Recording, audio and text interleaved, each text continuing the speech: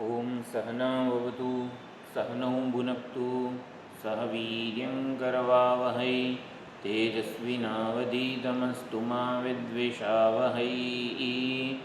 ओम शान्ति शान्ति शान्तिः। ओम यो ब्रह्माणं विदधाति पूर्वं यो वै वेदांश्च प्रहिणोति तस्मै तं ह देवमात्मबुद्धिप्रकाशं मुमुक्षुर्वै शरणमहं प्रपद्ये। ओम शान्ति शान्ति शान्तिः। हरि ओम श्री गुरुभ्यो नमः। हरि ओम। सदाशिवसमारम्भां शङ्कराचार्यमध्यमाम् अस्मदाचार्यपर्यन्तां वन्दे गुरुपरम्परां वन्दे गुरुपरम्पराम्। यैरिमे गुरुभिः पूर्वं पदवाक्यप्रमाणतः व्याख्याताः सर्ववेदान्ताः तान् नित्यं प्रणतोऽस्म्यहम्।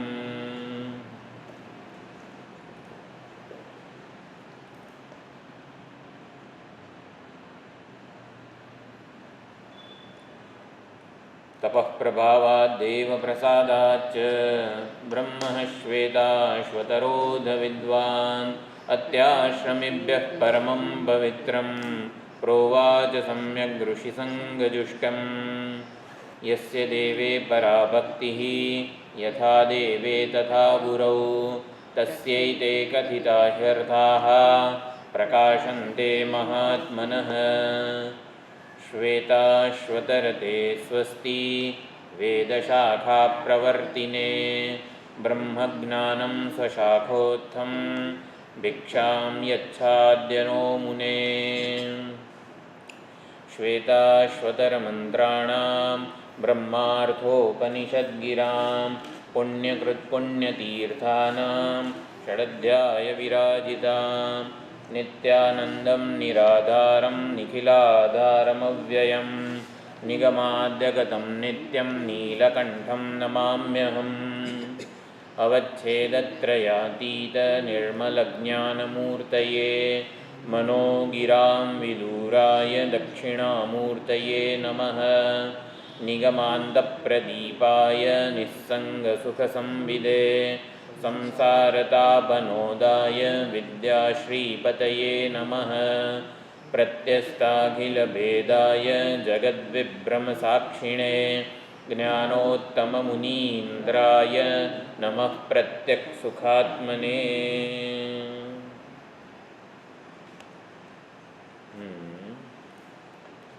આપણે એવું કરીએ, પહેલા સેશનમાં આના વિશે વાત કરીએ અને પછી બીજામાં અનુશાસન કરવું કે પહેલાં અનુશાસનવાળી વાત કરવી છે?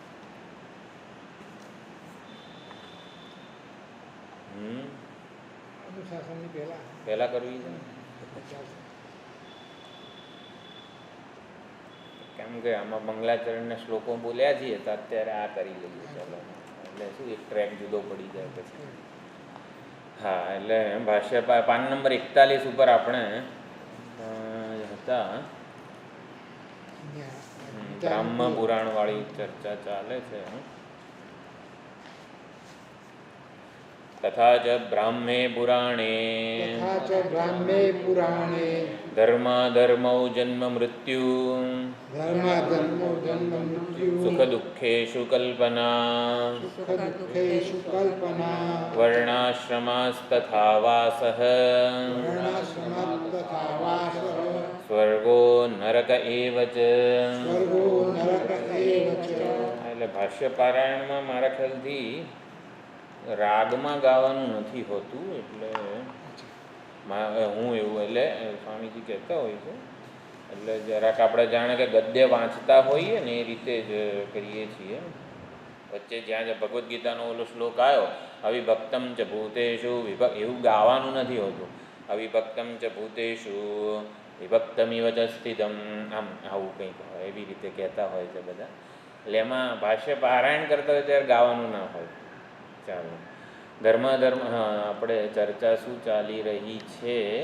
માયા વગેરેની છે. હા, વિધિમુખેન કારણમુખેન ચ બાધ સંભવાત. એટલે કહે છે જગત વગેરે કંઈ જ્ઞાનથી બાધ થતું નથી, અધ્યાસ સાચો નથી, હું શરીર છું એ અધ્યાસાત્મક નથી, સાચું હકીકત છે વગેરે વગેરે.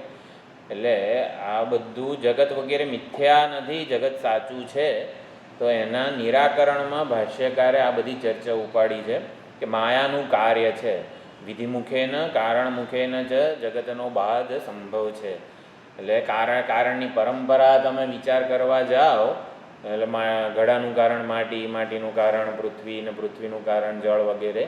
તો દરેકે દરેક કારણના સ્ટેજમાં નામ રૂપ જે છે બદલાતું જાય છે, વધારે વધારે સૂક્ષ્મ થતું જાય છે, અને અંતિમ જે કારણ તમે શોધવા જાઓ એમાં નામ રૂપ રહેતા નથી, અને એ વખતે નિર્વિશેષ સત સ્વરૂપ જ રહે છે. એટલે જગતનો બાધ થાય છે એટલે શું, આમ જગત આમ બધું જતું રહે છે, અદૃશ્ય થઈ જાય છે એવો અર્થ નથી. જગતના નામ રૂપનો બાધ થાય છે એવું સમજવાનું. નામ રૂપ અત્યંત સૂક્ષ્મ સૂક્ષ્મ સૂક્ષ્મ થતા જાય છે અને પછી છેવટે ખરી પડે છે. આને બાધ કીધો જગતનો. આપણને એમ કે જ્ઞાનથી બાદ થશે ને આમ કંઈક આમ તેમ થઈ જશે જગતમાં, એવું બધું કંઈ ના થાય. નામરૂપ જે છે વધારે ને વધારે સૂક્ષ્મ બનતા જાય ને પછી છેવટે ખરી પડે, કારણ કે નામરૂપ અધ્યારૂપ છે. તો કારણ મુખે બાદ સંભવાત, વિધિ મુખે એના બાદ સંભવાત એટલે એ વખતે બહુ ચર્ચા કરી હતી.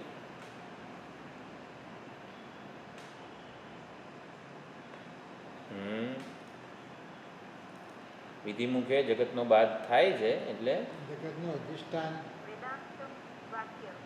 હા હા વેદાંત કહે છે ને, એટલે સુષુપ્તિમાં નથી. એ તો ચાલો આપણો અનુભવ, યદી જગત ભવેત સત્યમ સુષુપ્ત ઉપલબ્ધ્યેત વગેરે શાસ્ત્ર કહે છે ને. વિધિમુખે ને એટલે શાસ્ત્રના મુખે જગતનો બાદ થાય છે. જો જગત સાચું હોત તો દ્વૈતમ વગેરે નેહ નાનસ્તિ કિંચન અને બીજા બધા અનેક બધા શાસ્ત્ર વાક્યો છે જે જગતનો બાદ કરે છે. એટલે વિધિમુખે ને એટલે વેદાંત વાક્યથી જગતનો બાદ થાય છે. કોણે કીધું જગત નથી? કે વેદાંત કહે છે. એટલે વિધિમુખે ને એટલે વેદાંત વાક્યો વડે જગતનો બાદ થાય છે. અનેક બધા નેહ નાનસ્તિ કિંચન જેવા અનેક બધા વાક્યો હોય. માંડુક્ય કારિકા આખી બધી ને બધી સાંભળે ને એ આમાં હા એટલે અહીંયા દ્વૈત એટલે કે જુદાઈ વગેરે નથી. આ બધો જગતનો બાદ કહેવાય.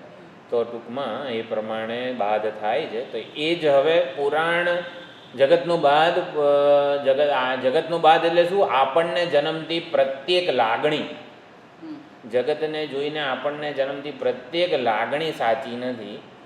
એ ઊંઘમાં સ્વપ્ન આવે ત્યારે પણ આપણને એની સત્યતા લાગતી હોય. ઊંઘમાં તરસ લાગે તો પાણી પીએ છીએ કે પેપ્સી કોલા પીએ છીએ?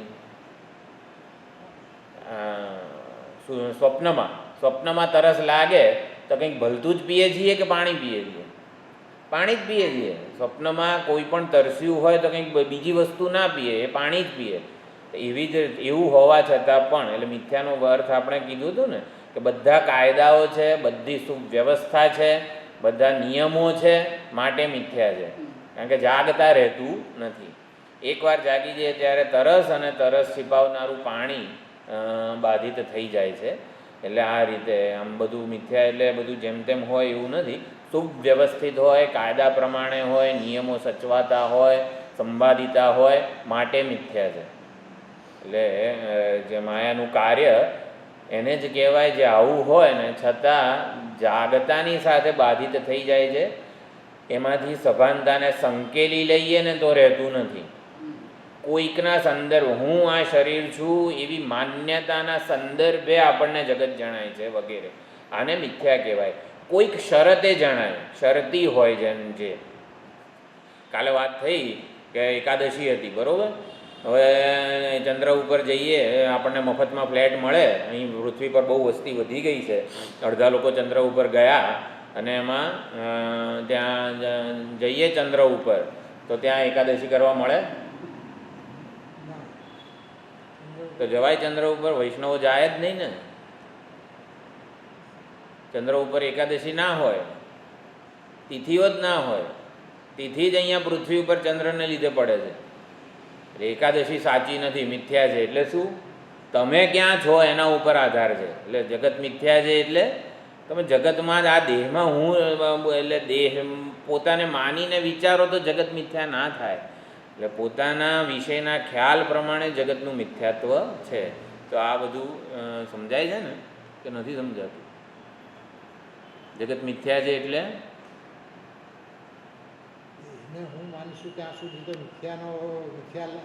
મોઢું પડી ગયું બધાનું. આમ જગત મિથ્યા કીધું એટલે જરાક મુમુક્ષુને તો આમ આવી વાતો સાંભળે ને જગત મિથ્યા છે, હાશ બાપા છૂટ્યા એમ. એટલે આમ પ્રસન્નતા થવી જોઈએ. એટલે હસો થોડું. હા, કોઈ શરતે જણાય તો મિથ્યા. થોડુંક હસવાનું રાખો. જગત મિથ્યા છે આવી વાતો સાંભળીએ ત્યારે. હા, ગંભીર ના થઈ જશે.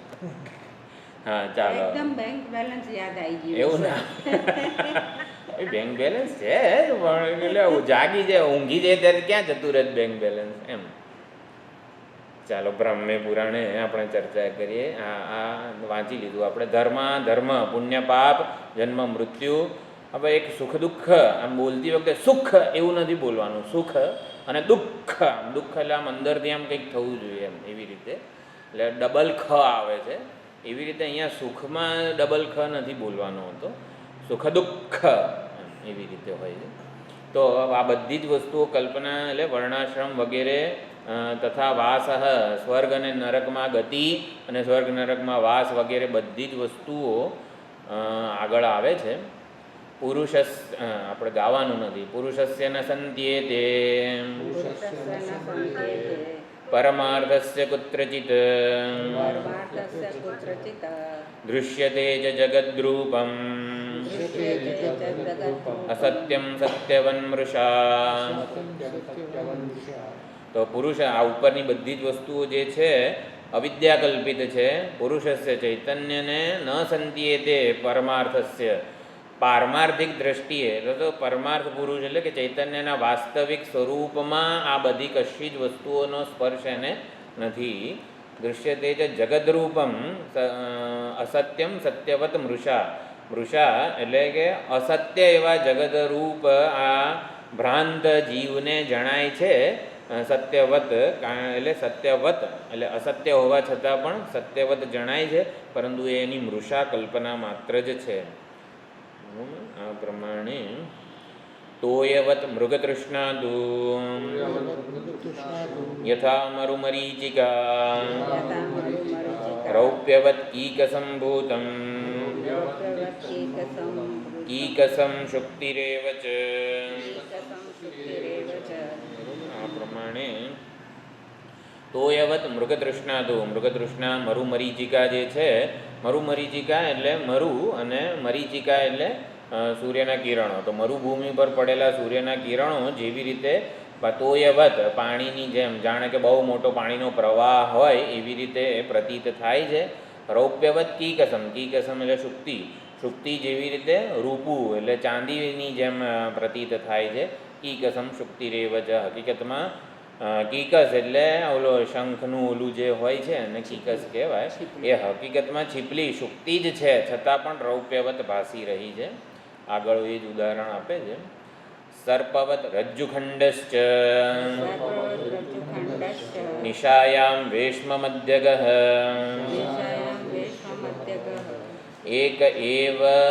એક એવેન્દુ દ્વૌ એક એવેન્દુર દ્વૌ વ્યોમ્ની તિમિરા હતચક્ષુષઃ. સર્પવત રજ્જુનો ખંડ જેમ સર્પવત પ્રતીત થાય નિશાયામ રાત્રિમાં, વેશ્મ મધ્યગઃ, વેશ્મ એટલે માર્ગ, રસ્તે ચાલતા મધ્યે જો સાપનો ઓલો પડેલો હોય, રજ્જુનો ખંડ પડેલો હોય તેમાં સર્પ બુદ્ધિ જન્મે છે, ભ્રમ થાય છે. એક એવ ઇન્દુ, એક જ ચંદ્રમાં, દ્વૌ એ બે પ્રતીત થાય, તિમિરા હત તિમિર વડે આહત થયેલી ચક્ષુવાળાને આકાશમાં બે ચંદ્રમાં દેખાય છે. એવી રીતે આપણને બે ચૈતન્ય જણાય છે ને, એક અંદર રહેલું અને એક જગતનું અધિષ્ઠાન, જગતનો સંચાલક ઈશ્વર વગેરે.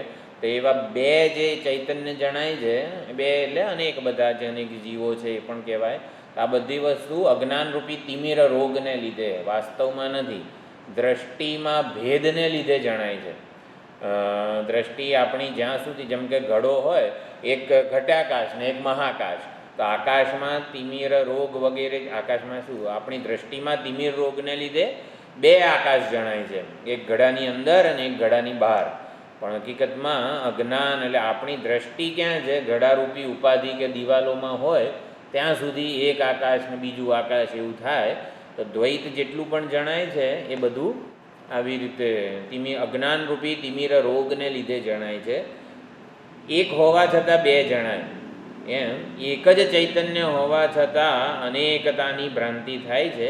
એટલે અને ઓલું ચૈતન્યમાં અનેકતા, શું અનેક બધી ઉપાધિઓ એની આપણે ના નથી કહેતા, અનેકતા ચૈતન્યમાં છે, એને દ્વૈત રૂપી ભ્રમ કીધેલો છે. એ બધું આને તિમિર, અજ્ઞાનરૂપી તિમિરને લીધે જણાય છે. આગળ આકાશસ્ય ઘનીભાવઃ નીલત્વં સ્નિગ્ધતા તથા એકશ્ચ સૂર્યઃ બહુધા જલાધારેષુ દૃશ્યતે. આકાશસ્ય ઘનીભાવ, આકાશનો ઘનીભાવ, આમ ઓલું કાળા ડિબાંગ વાદળોને બધું જે બધું થઈ ગયેલું હોય, અને નીલત્વમ, આકાશમાં નીલિમા જણાય, સ્નિગ્ધતા, બધો બહુ વરસાદ શું સાંભેલા ધાર ને ટૂંકમાં બધો પડ્યો તો આકાશ ભીનું થઈ જાય, ના થાય. હા, તો આવું બધું પણ ભ્રાંતિને લીધે જણાય છે. વાવાઝોડું આવે તો આકાશમાં સાવરણી ફેરવવા નથી જવું પડતું. એકશ્ચ સૂર્ય બહુધા જલાધારેષુ, જળના આધાર, બધા જળના પાત્રો જે છે એમાં એક જ સૂર્ય અનેક રીતે અનેક બધા જણાય છે. આભાતિ પરમાત્માપી સર્વોપાધિષુ સંસ્થિતઃ દ્વૈત ભ્રાંતિ અવિદ્યાખ્યા વિકલ્પો ન ચ તત્તથા. આભાતિ પરમાત્મા અપી, પરમાત્મા પણ સર્વ ઉપાધિષુ સંસ્થિત, ઉપાધિમાં રહેલો જણાય છે. પરમાત્મા ચૈતન્ય આપણને ઉપાધિમાં રહેલું, જેમ કે ઘડો જોઈએ ને એવું થાય કે ઘડામાં આકાશ છે, બરોબર. એટલે માં જે રહેલું છે ને સર્વોપાધિષુ, બરોબર. આ સર્વોપાધિષુ કઈ વિભક્તિ કહેવાય? સપ્તમી વિભક્તિ. અને વેદાંત માટે સર્વોપાધિષુ કઈ વિભક્તિ છે?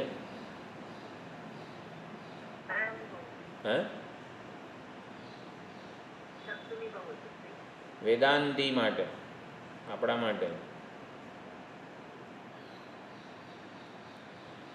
એક અધિકરણ સપ્તમી આવે, ઉપાધિઓમાં પરમાત્મા છે, બરોબર ને. અધિકરણ સપ્તમી, અધિકરણ સ્થાનનો નિર્દેશ કરે. હા, હાથમાં બોર હોય, આમળું હોય, એ રીતે ટેબલ પર ઘડો હોય, અધિકરણ સપ્તમી. એક બીજી સતી સપ્તમી નથી અહીંયા સેન્સ. બીજું વિષય સપ્તમી, બરોબર. વિષય સપ્તમી અલંકારોમાં સુવર્ણ છે ને, અનુસ્યુત છે. બધા અલંકારોમાં સુવર્ણ અનુસ્યુત છે. તો અલંકારોમાં વેદાંતિ માટે કઈ વિભક્તિ કહેવાય? વિષય સપ્તમી કહેવાય. વિષય એટલે શું? કર્મ વિભક્તિ, દ્વિતીય વિભક્તિ. એટલે દ્વિતીયાના સેન્સમાં સપ્તમી વિભક્તિ કહેવાય. અલંકારોને સુવર્ણ રૂપે જોવાના છે, ને દ્વિતીય વિષય સપ્તમી કહેવાય. અધિકરણ સપ્તમીમાં મા પ્રત્યય બરોબર છે, વિષય સપ્તમીમાં ને પ્રત્યય. અલંકારો ને સર્પમાં રજ્જુ અનુસ્યુત છે, બરોબર. તો સર્પને જ રજ્જુ સ્વરૂપે જાણવાનો છે. ઘડામાં માટી છે એટલે ઘડાને માટી રૂપે આપણે સમજવાનો છે. જગતમાં ઈશ્વર બુદ્ધિ એટલે જગતને જ ઈશ્વર, એવી રીતે છે. તો સર્વપાધિષુ વિષય સપ્તમી કહેવાય આપણા માટે. આપણા વિચારણાના સ્તરે સમજવાનું છે. આ પરમાત્મા પણ સર્વોપાધિમાં, સર્વ ઉપાધિઓમાં સંસ્થિત જણાય છે.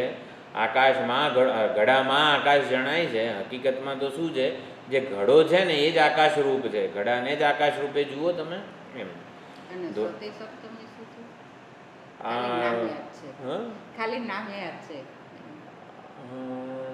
વિનશ્યત્સુ અવિનશ્યંત વિનશ્યત્સુ ભૂતેષુ, બધા ભૂતો વિનાશ પામે ત્યારે પણ, આમ હોવાથી અથવા તો ત્યારે પણ. ગચ્છે દોડતા હોય વાદળો, અભ્રેષુ સત્સુ ધાવત્સુ ધાવન્નિવ યથા શશી, એટલે વાદળો દોડતા હોય ત્યારે શશી ચંદ્રમા દોડતો જણાય, વાદળો દોડતા. અભ્રેષુ સપ્તમી, સત્સુ ધાવત્સુ, એવી રીતે આમ હોવાથી, આમ હોય ત્યારે, આમ હોવા છતાં, એમ એવી રીતે.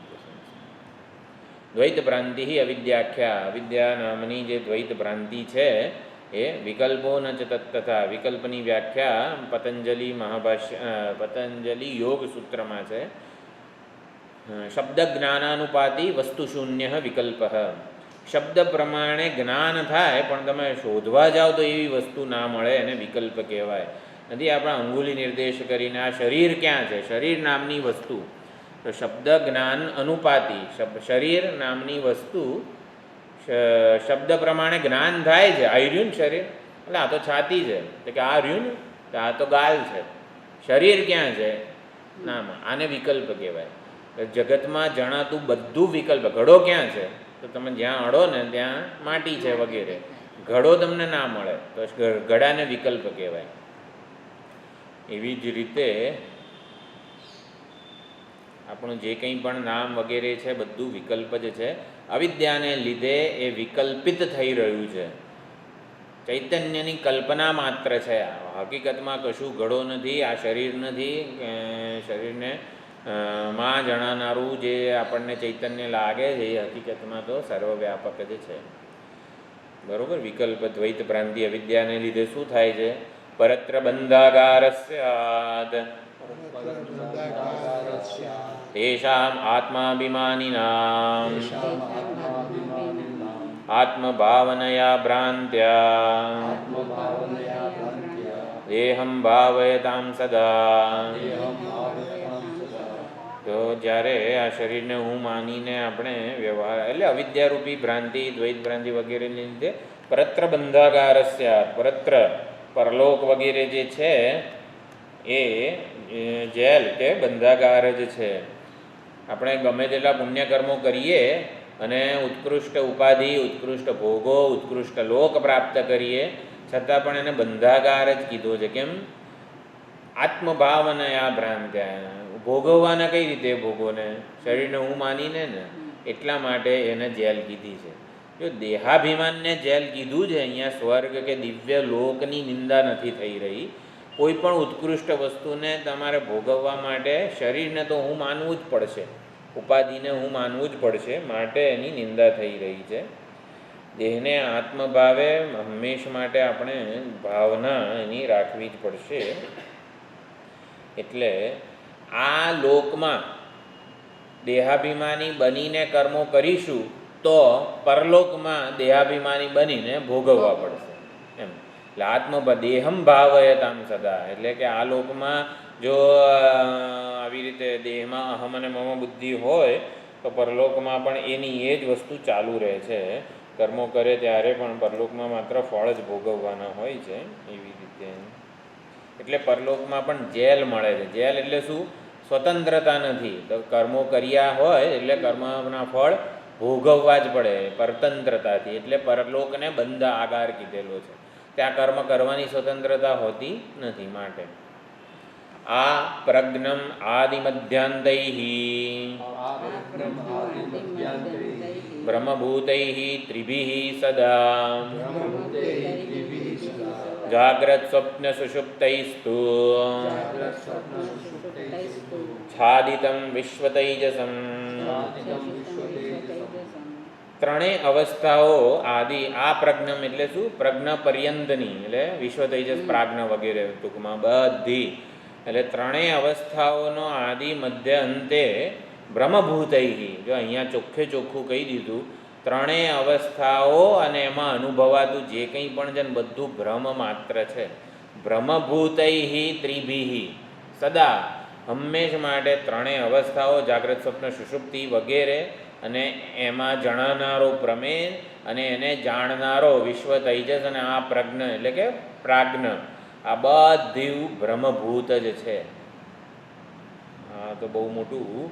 ત્રણેયના અભિમાની પણ આવી રીતે જે અજ્ઞાનથી આચ્છાદિત છે. આચ્છાદિતમ એટલે કે એને સાચી વસ્તુ જણાતી નથી.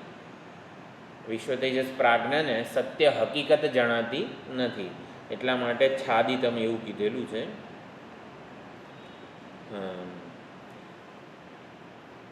ત્રણેય અવસ્થાથી બરોબર આચ્છાદિત છે, એટલે અજ્ઞાન વડે આચ્છાદિત છે.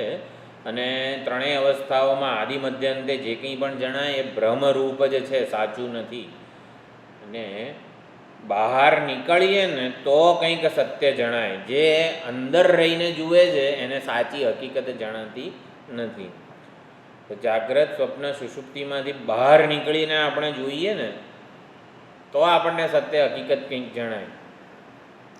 બહાર કેવી રીતે બહાર કઈ રીતે નીકળવાનું? હા નહીં, એટલે દેહને જોડાયેલા છે ત્યાં સુધી આ 3 થી ચોથી અવસ્થા તો છે જ નહીં. ચોથી હોય ને તો એ દેહવાળી જ હોય. એમ ટૂંકમાં અવસ્થાઓ તો ઘણી બધી છે. પેલી સમાધિ હોય ને પછી તંદ્રા હોય ને અંતે ને બધી. મૂળ જાગ્રત સ્વપ્ન સુષુપ્તિ અવસ્થામાંથી બહાર નીકળવું પડે.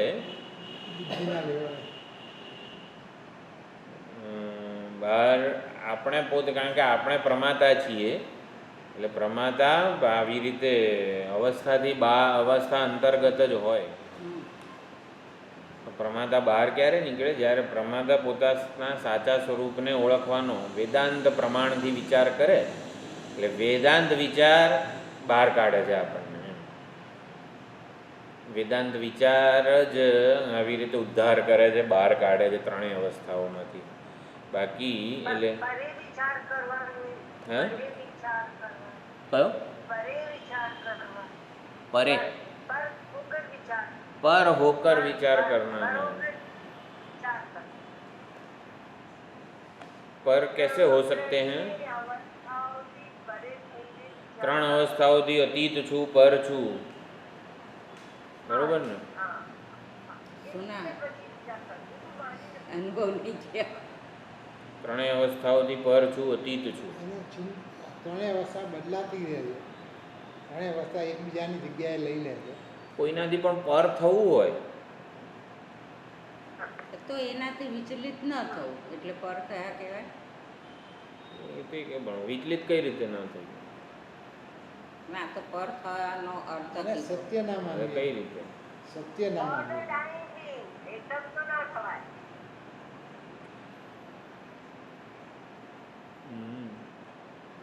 મિથ્યાત્વનો નિશ્ચય જે છે ને એને પર થવું એવું કીધું છે. કોઈનાથી પણ આપણે પર ક્યારે થઈ શકીએ? આ દેહની મર્યાદા છે એનાથી પર ક્યારે થવાય? બહુ માથું દુખતું હોય, બહુ દાંત દુખતો હોય, હું તો પર છું 3 અવસ્થાઓ. મિથ્યાત્વનો નિશ્ચય થવો એટલે પર થવું, અતીત થવું. 3 અવસ્થાઓથી બહાર નીકળવું છે, પર થવું છે, અતીત થવું છે. અવસ્થાઓ અને અવસ્થામાં જણાતું, અવસ્થાઓનો જાણનારો, બધું મિથ્યા છે. મિથ્યાત્વ નિશ્ચય જે છે ને એ થવો જોઈએ. જો મિથ્યાત્વ નિશ્ચય કરીએ છીએ એટલે શું? ભ્રાંતિ છે. 3 અવસ્થાઓ બ્રહ્મભૂતૈ ભ્રાંતિરૂપ છે એવું અહીંયા સમજવાનું છે. એટલે આ પ્રજ્ઞ વગેરે છાદિતમ વિશ્વ તેજસમ, એ લોકોની દ્રષ્ટિ જ છાદિત છે પ્રમાતાની. સ્વરૂપની અંદર અવસ્થાઓ નથી. જે છે મનની અવસ્થા છે કે દેહની અવસ્થા છે. કારણ કે અવસ્થાઓ બદલાતી. જો એમાં એ સ્વરૂપની અવસ્થા હોત તો બદલાત નહીં. આ તો સતત બદલાય છે પછી માટે એ મિથ્યા છે. કારણ કે મિથ્યા છે એટલે હકીકતમાં તો વિશ્વને જાગ્રત જણાય છે. વિશ્વને સ્વપ્ન કે સુષુપ્તિ જણાય છે માટે જાગ્રત મિથ્યા છે એવું છે. આવું સમજવાનું. જાગ્રત મિથ્યા છે કેમ? ખાલી વિશ્વને જણાય છે. એક અવસ્થામાં છે, બીજી અવસ્થા નથી એટલે બાદ થઈ જાય છે. આ શરીરમાં, સ્થૂળ શરીરમાં અભિમાન છે ત્યાં સુધી જ જાગ્રત રહેનારી છે. એટલે આ રીતે અવસ્થાના પ્રમેયોનો નિશ્ચય કરવાનો છે.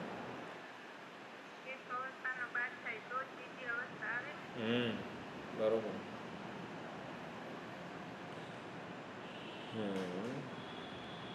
હવે આગળ શું કીધું છે? સ્વમાયયા સ્વમાત્માનં મોહયેત દ્વૈતરૂપયા. સ્વમાયયા સ્વમ આત્માનં મોહયેત દ્વૈતરૂપયા. સ્વમાયયા દ્વૈતરૂપયા. તો દ્વૈતરૂપી ભ્રાંતિથી જીવાત્મા પોતાની જ એટલે ચૈતન્ય પોતાની જ માયાશક્તિ વડે દ્વૈતરૂપી ભ્રાંતિને લીધે પોતાને જ મોહિત કરે છે. સ્વમ આત્માનમ મોહયેત. પોતાને જ મોહિત કરે છે, પોતાની માયાથી મોહિત કરે છે, દ્વૈતરૂપી ભ્રાંતિને કારણે મોહિત કરે છે. એ પ્રમાણે છે. ગુહાગતમ સ્વમાત્માનમ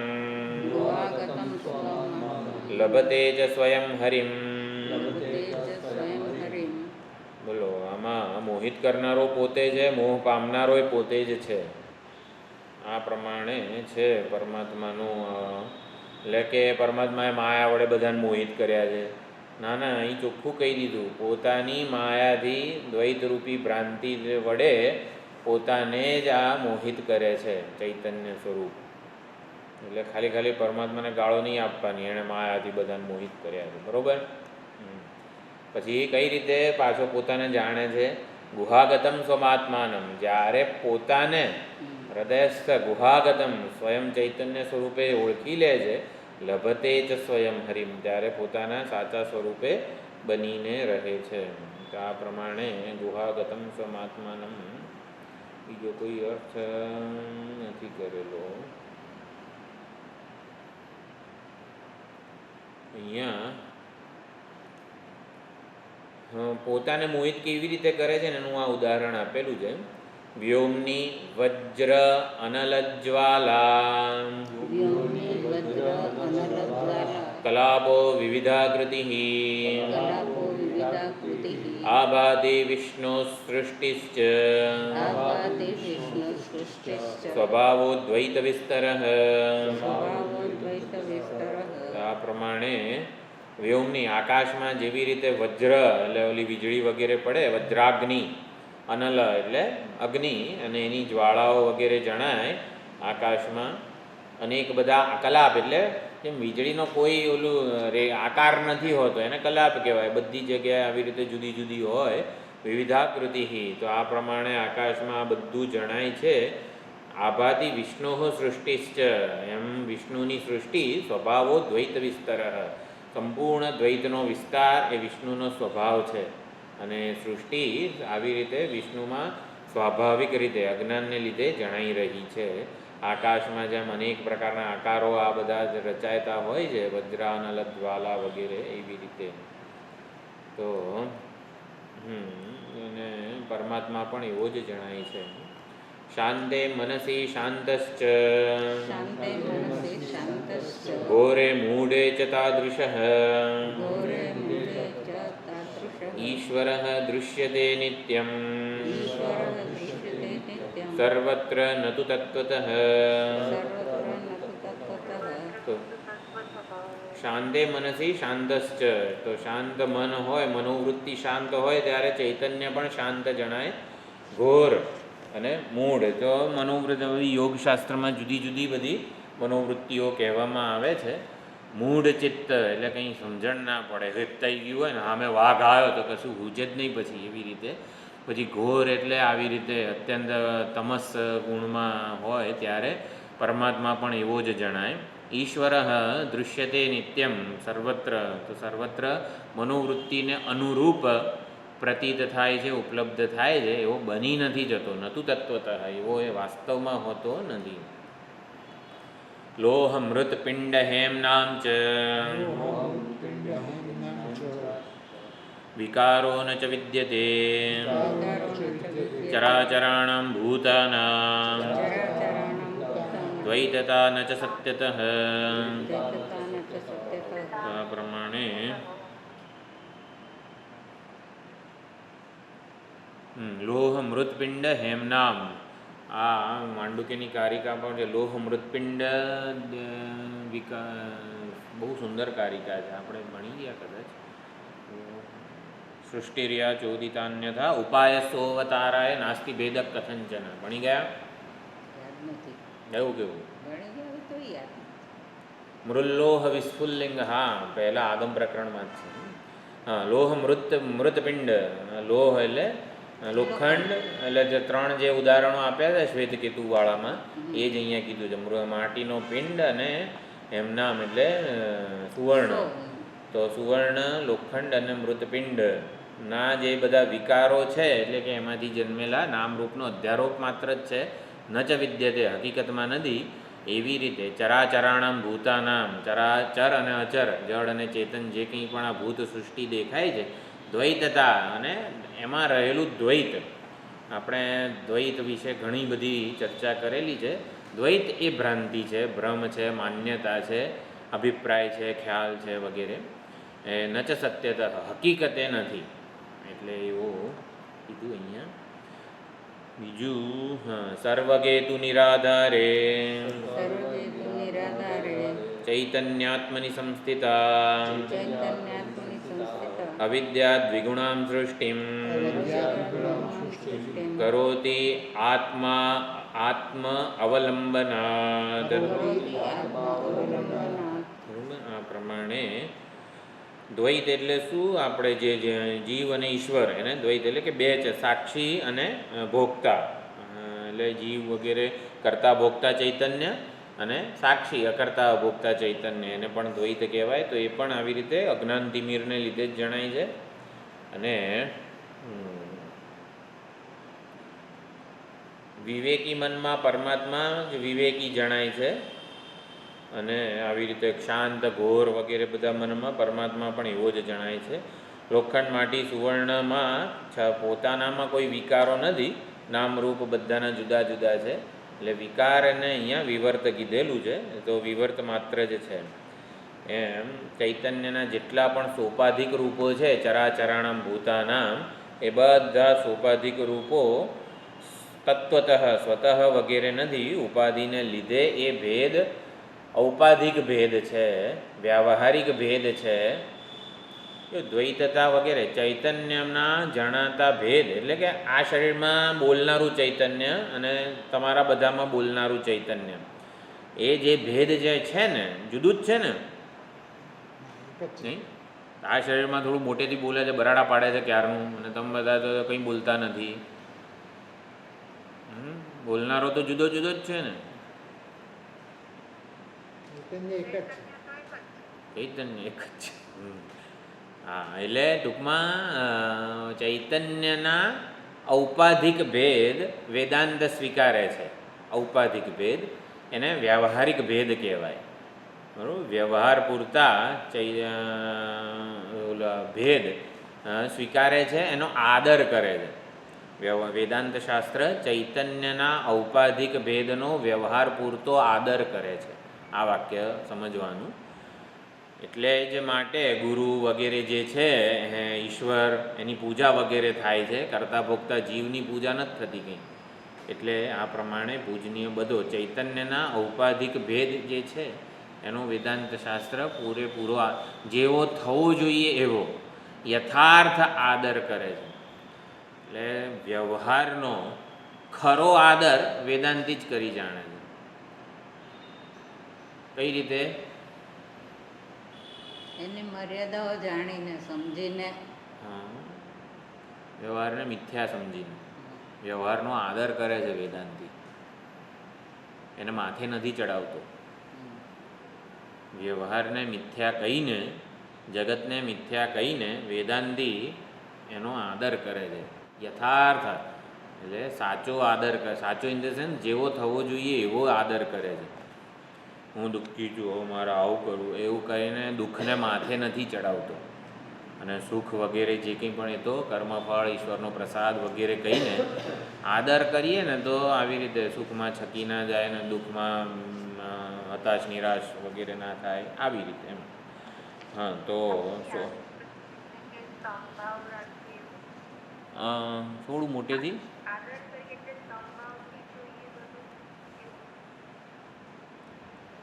સમભાવથી જોઈએ. સમતા છે ને જ્ઞાન સાથે જાય છે. સમત્વ બુદ્ધિ વગેરે જે કીધું છે ને એ જ્ઞાનના સ્તરે છે, દ્રષ્ટિમાં છે.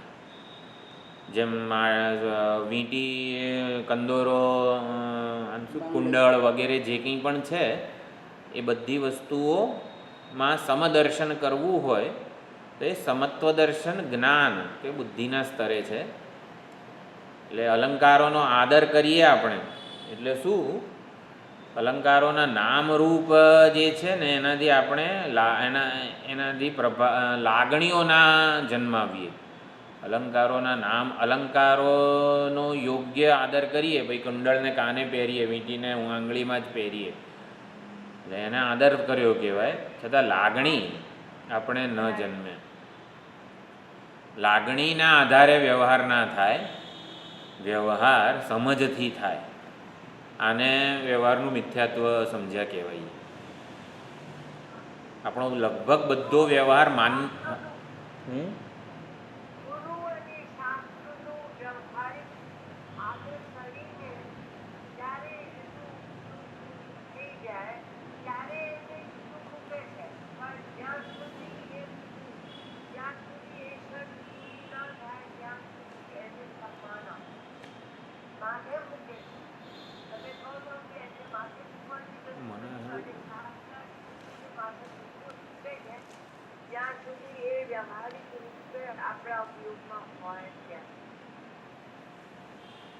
समझ में नहीं आ रहा है. मेरा तो फुल वॉल्यूम है वैसे.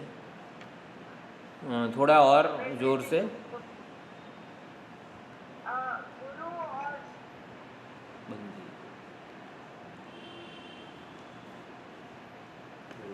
કલાક થઈ ગયો ખબર નથી.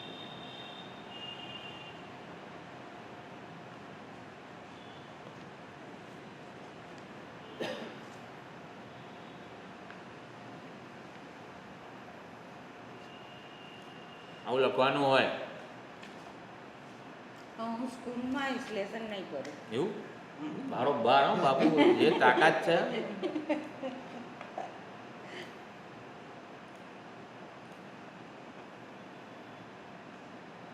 કેમ નોટ પેન લઈને બેસાય ને. આવી બધી વસ્તુ ક્યાંય લખેલી નહીં હોય, હું ભૂલી જઈશ. બીજી વાર આવીશ પણ લેસન કરીશ એની ગેરંટી નહીં. નોટ પેન લાવીશ. સુધાબેન શું બોલતા હતા? તમને લોકોને સંભળાતું હતું? હા, આપણે શું સમજતા હતા? વ્યવહારનો આદર, બરોબર ને? સમત્વ દર્શન જે છે ને એ પરિપક્વતાની નિશાની છે. આત્મવિકાસ, સેલ્ફ ગ્રોથ એની નિશાની છે, એનું ફળ છે. જાણે કે ભૂખ લાગી હોય અને આપણે રસોઈ જે કંઈ દાળ ભાત શાક બનાવ્યા હોય એ ખાઈએ તો ફળ શું મળે? તૃપ્તિ. હવે આપણે આમ બે પેટ ઉપર હાથ રાખીને આમ જાણે કે જે અનુભવ થાય છે એને શબ્દોમાં વર્ણવવો છે તૃપ્તિને, તો કઈ રીતે આપણે એને શબ્દોમાં વર્ણવી શકીએ? એમ આવું જ સમત્વ દર્શનનું છે. એ આત્મવિકાસ, સેલ્ફ ગ્રોથની નિશાની છે, એનું ફળ છે પરિપક્વતાનું. સમત્વ દર્શન જ્ઞાનના સ્તરે જ હોય, દ્રષ્ટિમાં હોય, ઉપાધિના મિથ્યાત્વનો નિશ્ચય થયેલો હોય ને ત્યારે એમાં રહેલું એક અને સમ તત્વ જે છે અધિષ્ઠાન, એટલે ઉપાધિઓ કે નામરૂપ, અલંકારોના નામરૂપ આપણને ખરેખર વિકાર કે વિવર્ત જણાતા હોય. સુવર્ણનું વિવર્ત છે. સુવર્ણનું દર્શન સમદર્શન કહેવાય. તો સુવર્ણ સિવાયનું જે કંઈ પણ મને જણાય છે એ વિવર્ત છે.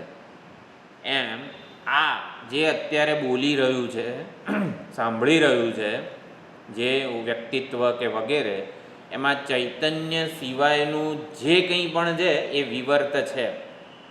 આવું આપણે સમજી શકીએ. આ જે આમ સ્થૂળ અત્યારે જે લાગે છે આમ એ વિવર્ત છે. એટલે ચૈતન્ય અભિવ્યક્ત થયેલું જે રૂપે ઉપાધિનું મિથ્યાત્વ નિશ્ચય કેટલી હદે આપણે કરવો પડે કે ચૈતન્યનું વિવર્ત આ ઉપાધિ છે, આકાશનું વિવર્ત આ ઘડો છે. માટીનું જવા દો, આકાશનું વિવર્ત આ ઘડો છે.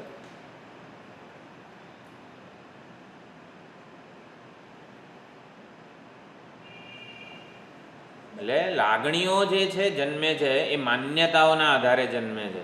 હું શરીર છું એવું માની લીધું છે, માન્યતા છે, માટે આપણને અનેકવિધ લાગણીઓ જન્મે છે.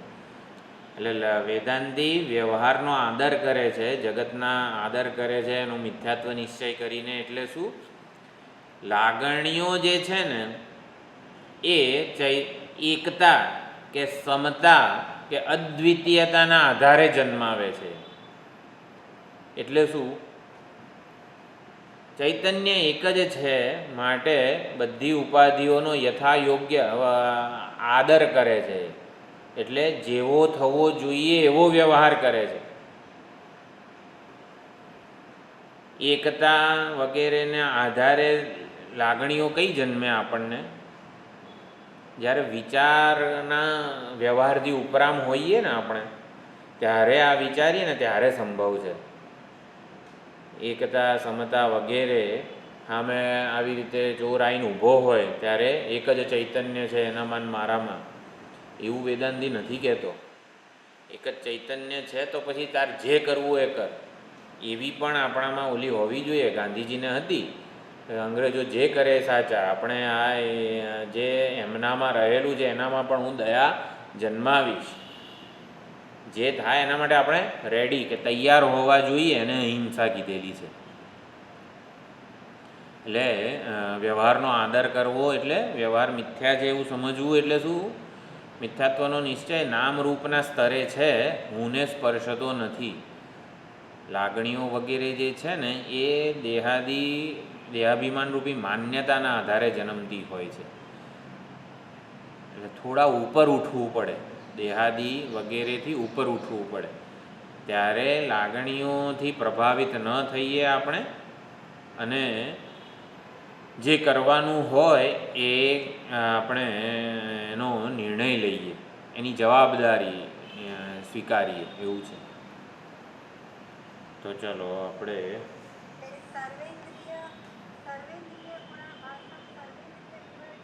હા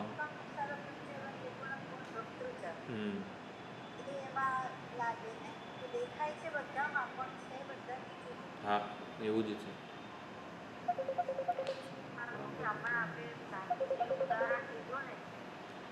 હેલો, બીજી લિંક ઓપન કરવાની, બીજી મેં જે મોકલી ને હમણાં બીજી. હા પણ બીજી લિંક મેં અત્યારે બીજી વાર મોકલી ને, એકવાર લિંક પૂરી થાય પછી બીજી લિંક આવે ને એ બીજા નંબરને હમણાં 9 ને 10:15 મોકલી હોય ને એ લિંક ઓપન કરે. હા તો ચાલુ રાખો, વાંધો નહીં, ફોન ચાલુ રાખો. હા શું હતું? કોણ સહયોગી? હા નિર્ગુણ. હા તમે શું બોલતા હતા જિજ્ઞાબેન? હા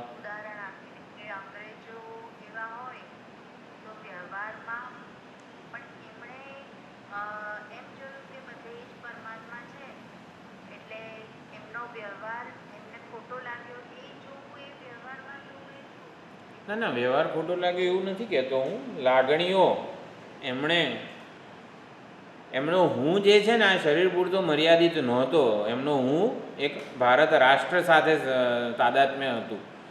એટલે દરેક ભારત રાષ્ટ્ર સાથે તાદાત્મ્ય હોય તો એ પ્રમાણે એમને લાગણી જન્મે. એમ આપણો હું જેટલો વિશાળ હોય ત્યારે આપણે લાગણીઓ પણ અત્યંત ઉત્કૃષ્ટ જન્મે. આપણો હું સંકુચિત છે ત્યાં સુધી આપણને લાગણીઓ સંકુચિત જન્મે છે. આપણો હું વિશાળ થતો જાય, હું એટલે મારા વિશેનો ખ્યાલ જેટલો નિસ્વાર્થ બને, એક જ આ જ્ઞાન શું કરે છે? આપણા હુંના વિશેના ખ્યાલને નિસ્વાર્થ બનાવે છે. એટલે વેદાંત ભણીને આપણે વધારે ને વધારે નિષ્કામ અને નિસ્વાર્થ બનવા જોઈએ. ગીતા ભણીને આપણે વધારે ને વધારે નિસ્વાર્થ બનવા જોઈએ એવું છે. નિસ્વાર્થતા જેટલી હોય ને એટલી લાગણીઓનું ઉર્ધ્વીકરણ થાય. સેલ્ફ ગ્રોથ, હું જે કહું છું આત્મવિકાસ વગેરે, એ નિસ્વાર્થતા હોય ને તો થાય. અને સાચી લાગણીઓ જન્મે. આ રાગદ્વેષ વગેરે કલુષિત લાગણીઓ છે.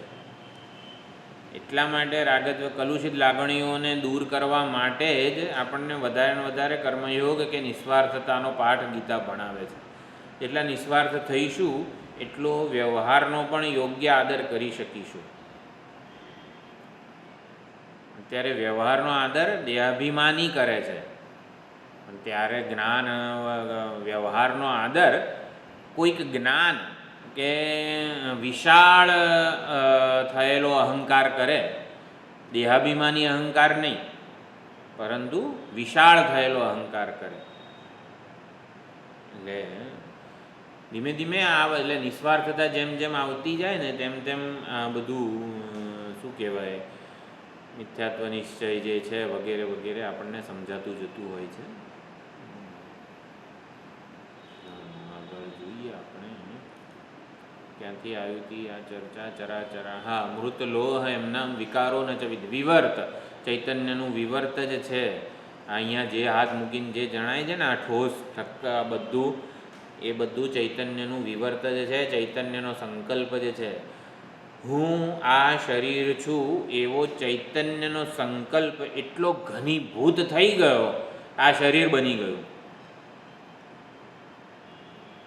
આ શરીર આપણને જે આમ ઠોસ અવાજ અત્યારે જે લાગે છે, આ બધું એ શું છે? ચૈતન્યનો સંકલ્પ છે. ચૈતન્યનો સંકલ્પ, હું આ શરીર છું, એ સંકલ્પ જ ઘનીભૂત થઈને આ શરીર બની ગયું છે. એટલે સંકલ્પ સિવાય કંઈ નથી, કલ્પના જ છે. એને સંકલ્પ વગેરે કીધેલું છે. હા, ભૂતાનામ દ્વૈતતા ન ચ સત્યતઃ સર્વાગે તુ નિરાધારે. આપણે બોલે બરાબર, ચૈતન્યાત્મની સંસ્થિતા બોલવાનું બાકી છે. ચરાચરાણામ ભૂતાનામ, બધા ભૂતો અને જીવો અને બધું જે છે, દ્વૈતતા, એમની વચ્ચેની દ્વૈતતા હકીકતે નથી. સર્વગેતુ નિરાધારે ચૈતન્યાત્મની સંસ્થિતા અવિદ્યા દ્વિગુણામ સૃષ્ટિમ કરોત્યાત્માવલંબનાદ. હા, સર્વવ્યાપક ચૈતન્યમાં નિરાધાર એટલે આધારની જરૂરિયાત વગરના, સ્વયં સિદ્ધ, સ્વયં સ્ફુરિત, પોતાના હોવા માટે કે ભાસવા માટે કોઈની જરૂર નથી, એને નિરાધાર કહેવાય. સર્વવ્યાપક અને નિરાધાર આત્મચૈતન્યમાં રહેલી, સંસ્થિતા, કલ્પાયેલી. શાસ્ત્રોએ આત્મામાં અવિદ્યાની કલ્પના કરેલી છે. આપણને અત્યારે અનુભવ જે થઈ રહ્યા છે એને સમજાવવા માટે શાસ્ત્રોએ, એટલે 3 પ્રકારના સત્ય છે. એક શાસ્ત્ર એ કલ્પેલું, એક વ્યાવહારિક અને એક લૌકિક. લૌકિક એટલે જ વ્યવહારિક. 3 પ્રકારનું છે સત્ય. શાસ્ત્રોએ પણ કંઈક કલ્પના કરેલી છે. તો એ અહીંયા કીધું તો અવિદ્યાની પણ કલ્પના શાસ્ત્રોએ જ કરેલી છે. અવિદ્યા આવી રીતે હોવી જોઈએ, ચૈતન્યનો સ્વભાવ. ચૈતન્યાત્મની સંસ્થિતા અવિદ્યા, ચૈતન્યમાં આવી રીતે અવિદ્યા દ્વિગુણામ સૃષ્ટિમ કરોતી. 2 દ્વિગુણા એટલે અંતર અને બાહ્ય, અથવા તો સ્થૂળ અને સૂક્ષ્મ એવું પણ કહેવાય. દ્વિગુણામ સૃષ્ટિમ કરોતી આત્મ અવલંબનાત. આત્માના આધારે રહીને જ, ચૈતન્યના આધારે રહીને જ અવિદ્યા દ્વિગુણા 2 પ્રકારની સૃષ્ટિ કલ્પે છે. સ્થૂળ સૂક્ષ્મ કો, કાર્ય કારણ કો વગેરે. અંતર અને બાહ્ય કો, દ્રષ્ટા દૃશ્ય કો, પ્રમાતા પ્રમેય કો વગેરે. અવિદ્યા એક જ ચૈતન્યમાં પ્રમાતાન પ્રમેય બનાવે.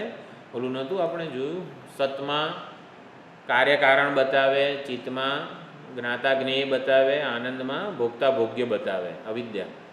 અવિદ્યા દ્વિગુણા સૃષ્ટિ, દ્વૈત રૂપી સૃષ્ટિને કલ્પે છે એક જ ચૈતન્યમાં. હા, સર્પસ્ય રજ્જુતા નાસ્તિ નાસ્તિ રજ્જૌ ભુજંગતા ઉત્પત્તિ નાશયોઃ નાસ્તિ કારણં જગતોપિ ચ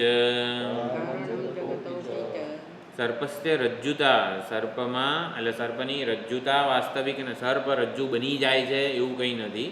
નાસ્તિ રજ્જૌ ભુજંગતા અને ભ્રાંતિકાળે રજ્જુ જાણે કે ભુજંગ બની જાય છે એવું પણ નથી. ઉત્પત્તિ નાશયોઃ જગત જગત ઉત્પત્તિ જગતના ઉત્પત્તિ અને નાશ એના કારણમાં નથી. જગતની સૃષ્ટિ અને સંહારનો પરમાત્મા સાથે કોઈ સાચો સંબંધ નથી. જેમ સર્પનાનો જન્મ અને નાશનો સંબંધ રજ્જુ સાથે નથી, એવી રીતે જગતની ઉત્પત્તિ અને જગતના નાશનું સંબંધ એના કારણ એવા પરમાત્મા સાથે નથી. એટલે જગતની સૃષ્ટિ સંહારનો પરમાત્મા સાથે કોઈ સંબંધ થયો નથી.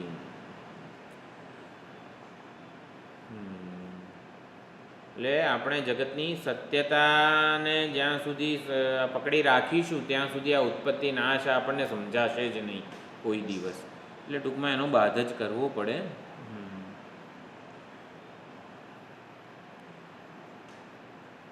કંઈ સમજાય એવું નથી આ જગતમાં, કંઈ સમજાય એવું નથી ને માટે શાસ્ત્રોએ અવિદ્યા કીધી છે. જગત વિશે કે જગતના કારણ વિશે કશું અંતિમ ઓલું ઠોસ વસ્તુ ઉપર પહોંચી આને લીધે જગત ઉત્પન્ન થયું એવું એમ એ કંઈ મળે એવું નથી સાચી વસ્તુ. માટે શાસ્ત્રોએ આ અવિદ્યાનો ખેલ હોવો જોઈએ, કોઈ સાચું કારણ નથી એવું કીધું.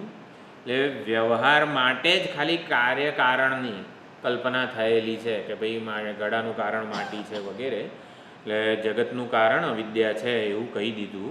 જગતની ઉત્પત્તિનો સિદ્ધાંત બતાવવો પડ્યો શાસ્ત્રોએ, માટે માયા કીધી છે. માયાનું કાર્ય છે. અવિદ્યા કલ્પિત વસ્તુનો જન્મ હોય અને એનું મૃત્યુ હોય. એ આપણો જન્મદિવસ નથી. અવિદ્યા કલ્પિત છે ને જીવ તો પ્રતિબિંબ છે ને. જન્મદિવસ કોનો ઉજવીએ છીએ? કરતા ભોગતા જીવનો, એ તો છે જ નહીં. એટલે અવિદ્યા કલ્પિત વસ્તુનો જન્મ કે નાશ ના હોય. કેમ? એટલે અવિદ્યા જ ક્યાં સાચી છે? તો અવિદ્યા કલ્પિત વસ્તુ જે શું? તાત નપુંસક માતા તૂત, તેથી જન્મ્યું મોટું ભૂત. તાત નપુંસક છે, બ્રહ્મ નપુંસક છે, સામર્થ્ય જ નથી ને કશું જન્માવવાનું. અને માતા તું શું? તાત નપુંસક માતા તૂત, માતા જગત જનની માયા જે છે ને એ તો મોટું તૂત છે, શાસ્ત્રોએ ઊભું કરેલું. એથી જન્મ્યું મોટું ભૂત. આ જગતરૂપી મોટું ભૂત જન્મ્યું છે. શેમાંથી? તાત નપુંસક માતા તૂત, એથી જન્મ્યું મોટું ભૂત. એટલે આવી રીતની વાત છે. અવિદ્યા કલ્પિત વસ્તુનો જન્મ કે નાશ ના હોય. અવિદ્યા જ નથી તો ક્યાંથી જગત હોય? બરાબર? કાર્ય છે કારણ કે કારણ છે, એટલે કારણ જ સાચું નથી, અવિદ્યા છે તો પછી જગત ક્યાંથી હોય? એટલે અવિદ્યા વિમોહિની એવું કહેવામાં આવે છે, મોહિત કરનારી છે. બાપુ ખરી છે. અવિદ્યા પણ આવે રવાડે જ ચડાવે છે. હા, ઉત્પત્તિ નાશયો નાસ્તિ કારણમ જગતોપી જાય. જગતનું કારણ વગેરે આપણે શોધવા જઈએ તો મળે એવું નથી. તો પછી કરવું શું જ જોઈએ? લોકાનામ વ્યવહારાર્થમ અવિદ્યા ઇયમ વિનિર્મિતા. બરોબર? અવિદ્યા ઇયમ વિનિર્મિતા એષા વિમોહિની ઇતિ ઉક્તા. દ્વૈતા દ્વૈત સ્વરૂપિણી. લોકાનામ વ્યવહારાર્થમ અવિદ્યા ઇયમ વિનિર્મિતા. ભાઈ શાસ્ત્રોએ જ કલ્પના કરી છે ભાઈ અવિદ્યા હોવી જોઈએ તો આ બધા કંઈક સમજે. અવિદ્યા છે માટે જ મેલો ચાલે ને. જગત અવિદ્યા કલ્પિત છે, અવિદ્યાનું કાર્ય છે, માયાનું કાર્ય છે, આવું સમજીને એની ખણખોદ નથી કરવાની. એ શું કહેવાય? પડતું મેલો. આપણને ઓલાએ અપમાન કર્યું, મને દુઃખ થયું, પડતું મેલો અવિદ્યાનું કાર્ય છે, એને પકડીને બેહી ના રહેશો. આના માટે કીધેલું છે અવિદ્યા. જગત જે અનુભવ થાય છે ને અવિદ્યા કલ્પિત છે, ભ્રાંતિ છે. બહુ મોટી સિદ્ધિ મળી જાય ને અવિદ્યા કલ્પિત છે, ભ્રાંતિ છે. બહુ મોટું દુઃખ મળે તો અવિદ્યા કલ્પિત છે, ભ્રાંતિ છે. કેવું હાશ થાય આપણને. લોકાનામ વ્યવહારાર્થમ, લોકો જીવોના વ્યવહાર માટે અવિદ્યાની વિનિર્મિતા, અવિદ્યાની કલ્પના થઈ છે. એશા વિમોહિની, અલા તો વિમોહિત કરનારી છે. દ્વૈતાદ્વૈત સ્વરૂપિણી, એટલે અવિદ્યા અવસ્થામાં આ જે છે માયા, અવિદ્યા દ્વૈત રૂપ છે અને જ્ઞાન કાળે અદ્વૈત સ્વરૂપિણી, આવું જાણે કે કહેવાય. વ્યવહાર પૂરતી સ્વીકારીને એને પરમાત્માને ઓળખી લો. જો દ્વૈતાદ્વૈત સ્વરૂપિણી કીધી છે અવિદ્યાને, એટલે પરમાત્માથી ભિન્ન નથી, સ્વતંત્ર. શું છે ઓલું માયા, વિવેક ચૂડામણીનો શ્લોક છે ને, માયા વિશે કીધું ને,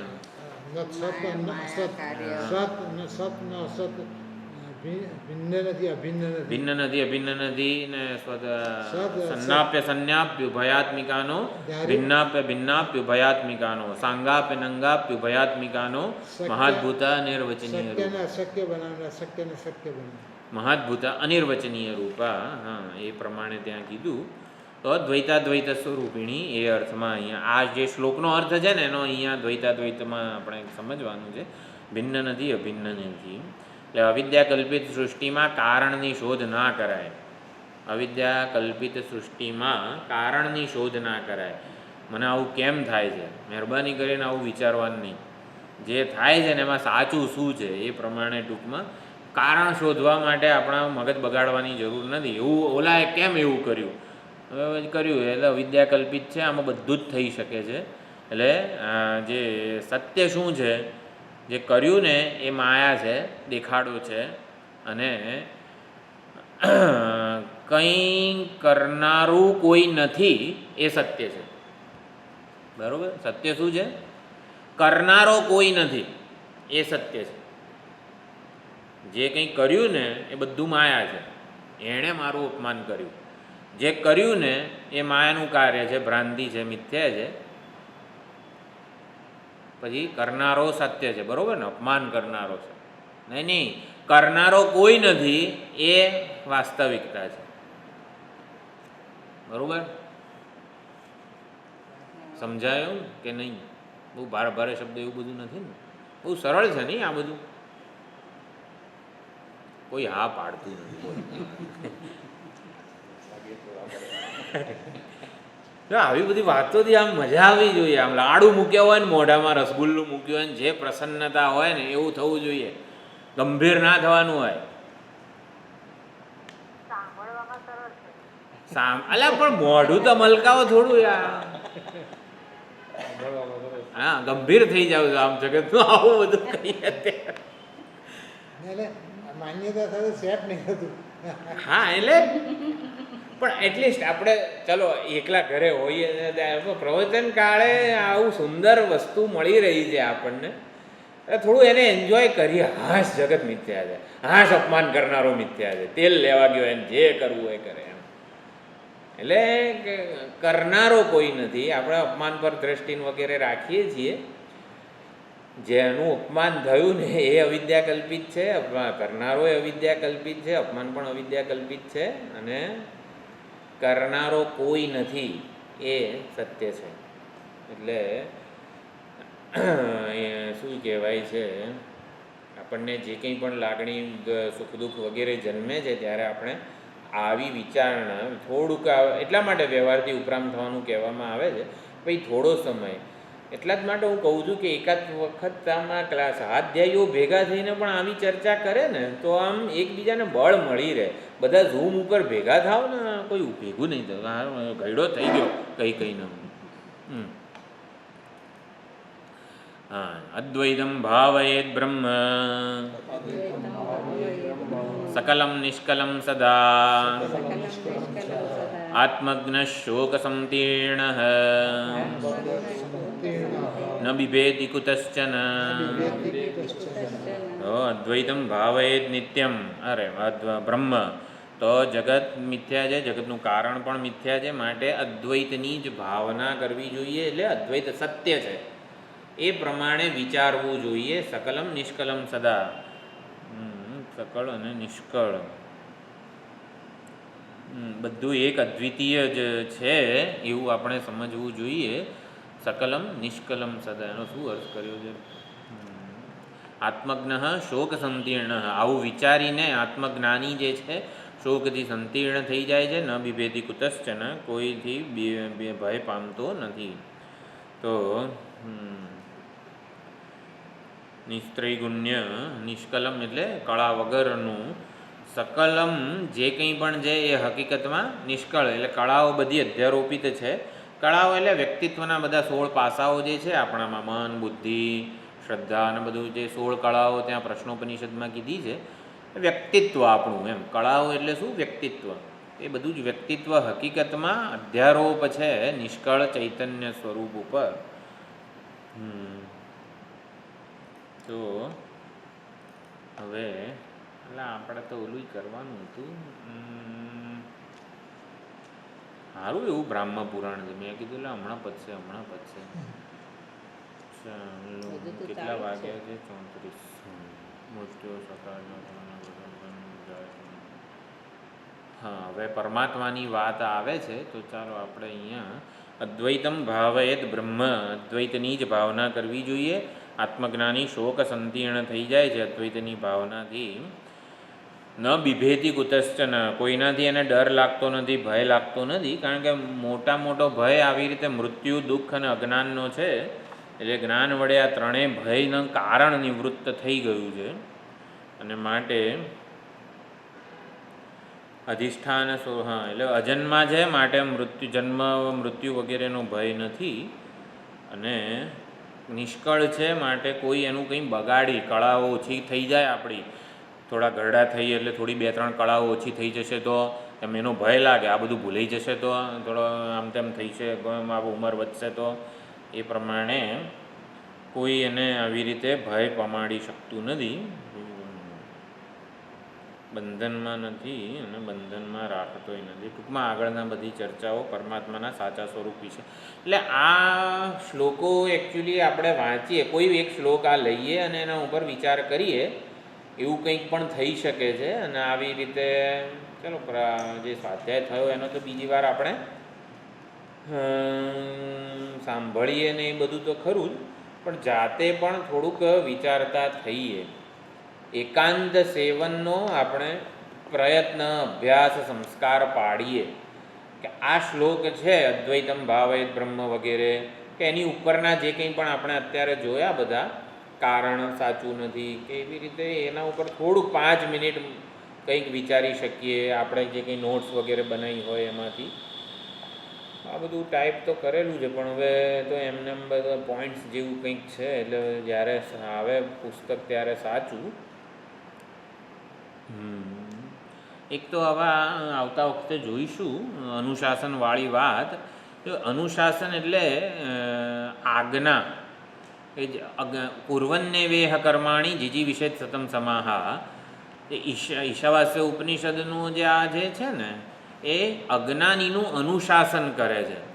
જેમ 8 વર્ષે ઉપનયન સંસ્કાર આપે બાળકને, એને આવી રીતે ગાયત્રી મંત્રથી દીક્ષિત કરે છે, સંસ્કૃત કરે છે. તો એટલે પહેલાં એ રખડી ખાતો હતો, બધે ગેમ રમતો હતો, નામ તેમ બધું જે કંઈ કરતો હતો, ગમે તેમ નાયા વગર ખાતો હતો. તો બાળકનું અનુશાસન હવે ગાયત્રી કરે છે. પહેલાં ઉઠીને કરાગ્રે વસતે લક્ષ્મીને બધું કરો, અને પછી સ્નાન વગેરે કરીને ટૂંકમાં એને હવે ગમે તેમ ના કરાય એનાથી. આને અનુશાસન કહેવાય. ખ્યાલ આવે છે અનુશાસન એટલે શું?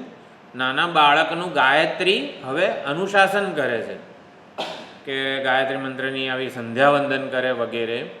તો એવી જ રીતે શાસ્ત્રો આપણું અનુશાસન કરે છે, ગુરુઓ આચાર્ય આપણું અનુશાસન કરે છે, અને ઈશ્વર આપણું અનુશાસન કરે છે. તો આપણા કલ્યાણ માટે, જેમ અજ્ઞાનીએ સુખી થવું હોય તો એણે જીવે ત્યાં સુધી કર્મ ઉપાસના કરવા પડે. કુર્વન્ને વેહ કર્માણી જીજી વિષેદ સતમ સમાહ.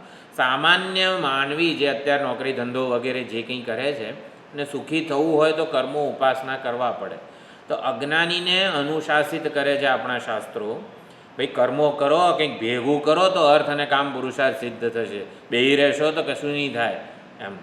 પણ પછી જિજ્ઞાસુ, આપણા જેવા જે વેદાંત ભણનારા જિજ્ઞાસુ સાધકો છે, એનું વેદો એટલે કે શાસ્ત્રો, ઈશ્વર અને આચાર્યો કઈ રીતે અનુશાસન કરે છે તો શાસ્ત્રએ આપણામાં ભાઈ થોડી ઘણી આવી રીતે સાધન ચતુષ્ટય છે, જન્મ્યા છે, તો શાસ્ત્રો આપણું કઈ રીતે અનુશાસન કરે? ભાઈ ગુરુ પાસે જવું જોઈએ. તદ વિજ્ઞાનાર્થમ સગુરુમેવાભિગચ્છેત. એટલે જ્યારે થોડો ઘણો વૈરાગ્ય કે મુમુક્ષા જન્મી હોય તો આચાર્ય પાસે ક્લાસ ભરવા પડે સોમવારે ને એવી રીતે. તો આને શાસ્ત્રનું અનુશાસન કહેવાય. તો આવી રીતે આપણે શોધવાનું છે કે શાસ્ત્ર મને કઈ રીતે ગાઈડ કરે છે મારા કલ્યાણ માટે, મારા નિશ્રેયસ મોક્ષ માટે. તો શાસ્ત્રમાં આવા જે વાક્યો છે એને શાસ્ત્રનું અનુશાસન કહેવાય. પછી ઈશ્વરનું અનુશાસન આપણામાં હોવું જોઈએ. ભાઈ જિજ્ઞાસુ છું, હવે વિવિધિષુ સાધક છું, મારે મોક્ષ જોઈએ છે, નિત્ય વસ્તુ જોઈએ છે, હવે આ બધા દુન્યવી પ્રેય વસ્તુઓ મારું ધ્યેય નથી. ઈશ્વર શું આપણું અનુશાસન કરે છે? કર્મયોગ વગેરે જે કીધું છે, ભાઈ આપણે જે શું કહેવાય ઉપાધિ છે, શ્વાસ છે, ત્યાં સુધી આપણે કર્મો કરવાના છે. તો કર્મણ્યવાધિકારસ્તે જે ઈશ્વરની આજ્ઞા આપણા માટે છે વગેરે. પછી એ વ્યવહાર કાળે હોય. પછી આરુરુક્ષોર મુનેર યોગમ કર્મ કારણ મુચ્યતે યોગારૂઢસ્ય તસ્યૈવ શમક કારણ મુચ્યતે. વ્યવહારથી ઉપરામ થયેલા હોય સંન્યાસ લેવો જોઈએ. આ બધું જ આજ્ઞા કહેવાય ઈશ્વરની. અને પછી આચાર્યનું અનુશાસન. આચાર્ય આપણને શું કહે છે એ આચાર્યનું અનુશાસન. જો તમે સનતકુમાર નારદમાં આચાર્યનું અનુશાસન મળી જશે. ઇન્દ્ર પ્રજાપતિવાળા સંવાદમાં પણ આચાર્યનું અનુશાસન શું? આચાર્યના સાનિધ્યમાં આપણે શું માલ પાણી ખાતા ખાતા ઈશાવાસ્ય ભણવાનું છે ટૂંકમાં. હવે જલસા કરતાં કરતાં ના ઇન્દ્ર વિરોચન કઈ રીતે રહ્યા હતા? 32 વર્ષ બ્રહ્મચર્યાદિ સાધન સહિત તપશ્ચર્યાપૂર્વક વગેરે. એટલે કંઈક આપણે જતું કરીએ અહંકારની માન્યતાઓને, એ બધું શું વર્ણન ત્યાં કંઈક આવ્યું કે ઇન્દ્ર વિરોચન કઈ રીતે રહ્યા. સનત કુમારે નારદજીને કઈ રીતે ક્વોન્ટમ જમ્પ કરાયો, એ પ્રાણને અંતિમ સત્ય માની બેઠા, પછી પ્રાણમાંથી કઈ રીતે એમને બહાર કાઢ્યા. આપણી માન્યતાઓ કઈ રીતે આચાર્ય સુધારે છે એને આચાર્યનું અનુશાસન કહેવાય. બરાબર? આપણે અમુક માન્યતાઓ લઈને આવ્યા છીએ તો પછી એને સુધારે છે કઈ રીતે? તો એ શાસ્ત્રનું અનુશાસન, ઈશ્વરનું અનુશાસન આપણે આવતી વખતે ડિટેલથી ચર્ચા કરીશું. કારણ કે એમાં તો કારણ કે આ જે બધા સંદર્ભ કીધા ને એ પ્રમાણે એક એ તો જયપ્રકાશભાઈએ પણ સુંદર મહેનત કરી છે. એમણે લગભગ બધું સાચું છે. થોડું એટલે અનુશાસન શબ્દનો અર્થ સમજ્યા પછી બહુ સુંદર એમણે પ્રગટ કરેલું છે જયપ્રકાશભાઈએ પણ. એટલે આપણે થોડો વિચાર કરીશું આવતી વખતે. આપણા માટે કામનું છે. આપણા જીવનમાં ત્રણેયનું અનુશાસન હોવું જ જોઈએ. અને અનુશાસન એટલે શું? કલ્યાણ થવાનો ઉપાય. આપણું કલ્યાણ કઈ રીતે શાસ્ત્રો કરે છે, સુખી કઈ રીતે કરે છે. મંત્ર બી લાગે ને ભગવાન બધાને માયાથી ના. જિજ્ઞાસુ માટે જિજ્ઞાસુ અંતિમ લક્ષ્ય એના મોક્ષને કે પોતાના આત્મ સ્વરૂપને જાણે માટે ભગવાને શું કર્યું? 4/34 તદ્વિધિ પ્રણિપાતે ના. એ આચાર્યનું અનુશાસન કહેવાય. આચાર્યનું. ઈશ્વરનું શું અનુશાસન છે એમ. થોડુંક ભાગવતમાંથી ઈશ્વરનું અનુશાસન થોડું ભાગવતમાંથી મળે. હું તમને શોધવાનું એવું નથી કહેતો. જો તાવત કર્માણી કુર્વિદ ન નિર્વિદ્યેત યાવતા મત્કથા શ્રવણાદૌ વા શ્રદ્ધા યાવન્ન જાયતે. ઈશ્વરનું અનુશાસન છે ને ત્યાં સુધી કર્મો કરવાના જ્યાં સુધી મારી કથા માટે પ્રેમ ના જન્મે. એટલે પરમાત્માએ પણ ઘણું બધું ઘણી જગ્યાએ આવી રીતે શ્રી કૃષ્ણ પરમાત્માએ 11મા સ્કંદમાં ઘણું બધું અનુશાસન વગેરે સમજાવ્યું છે. આપણે આમ શોધવા જઈએ ના મળે એવું નથી કહેતો. શ્રદ્ધાવાન લભતે જ્ઞાનમ. તમે બતાવ્યું છે આમને? તમે લખ્યું છે? હા. એટલે અનુશાસન એટલે ઈશ્વરનું અનુશાસન એને કહેવાય જે ઈશ્વર આપણને દોરે આપણા લક્ષ્ય સુધી. આપણે ટટલી આંગળી ખેંચીને લઈ જાય આપણને. જેમ નાનું બાળક હોય તો કેવું હોય, રસ્તો ક્રોસ કરતા હોઈએ તો આપણે નહીં એ આપણી કંઈ આપણે એની ટટલી આંગળી પકડીએ જેથી રસ્તો ક્રોસ થાય, એને અનુશાસન કહેવાય. તો આપણી વિવિધિશાને કેવી રીતે જ્ઞાન નિષ્ઠા સુધી પહોંચાડે છે આચાર્યો, શાસ્ત્રો અને ઈશ્વર એ પ્રમાણે ચર્ચા છે. બહુ સુંદર છે. આ તો એ કદાચ આવતી વખતે એવું હશે ને તો આ વિશે જ વિચાર કરીશું આપણે. ઘણી વાર કોનું અનુશાસન છે એ ખબર પડે, કોનું છે ને એમાં વિધારે ગુરુનું છે કે શાસ્ત્રનું છે. હવે કુર્વન્યવ્ય કર્મણી શાસ્ત્રનું છે, કર્મણ્યવાધિકારસ્તે ઈશ્વરનું છે. ભલે કર્મણ્યવાધિકારસ્તે ગીતામાં જ લખ્યું છે, પણ કેવું ભગવાન જાણે કે ઓલું કરે છે ને. સુખ દુઃખે સમય કૃત્વા લાભા લાભો જયા જયું તથો યુદ્ધાય તસ્માત યુદ્ધસ્વ ભારત. આ બધું જે કર્મયોગીનું અનુશાસન કહેવાય, પણ વિવિધિષુ નું અનુશાસન જુદું છે. એ બીજાનો 11મો શ્લોક આવશે ને એ ભગવાન અશોચ્યાનંદ વશોચસ્તો. હા જ્ઞાન માટે હે મા મનુસ્મર યુદ્ધે છે અનુશાસન છે ઈશ્વરનું. આવું આપણે આમ જરાક વિચારીએ ને, પણ આમ થોડું આમ વાત સાચી છે. આ બધી વસ્તુઓ શાસ્ત્રો આમ આપણા મગજમાં હોય તો આપણને અનેક બધા સંદર્ભો મળે. આને સંકલન કરવું પડે સંદર્ભોનું. હા, ઘણા મળશે. એટલે મને જેટલા મળશે ને એના કરતાં વધારે તમને લોકોને મળી શકશે. ચોપડી ખોલીને બેસશો એટલે. હું તો ચોપડી વગર જ દે કરું છું, પણ એટલે સમજાવવાનો અનુશાસનનો અર્થ. એટલે શું આપણે કંઈ પણ આમ જરાક થોડુંક કે ચલો આજે નથી બરોબર, મૂડ બરોબર નથી થશે, કંઈક એવું વ્યવહારમાં આપણને અનુભવ થાય તો ચલો આપણે અનુશાસનને ધ્યાનમાં રાખીને એનો વિચાર કરીને પછી આગળ વધીએ. કેમ કે દિવસે 2-3 વાર આપણે ત્રણેયના અનુશાસનનો વિચાર કરીએ, એ અગત્યનું છે.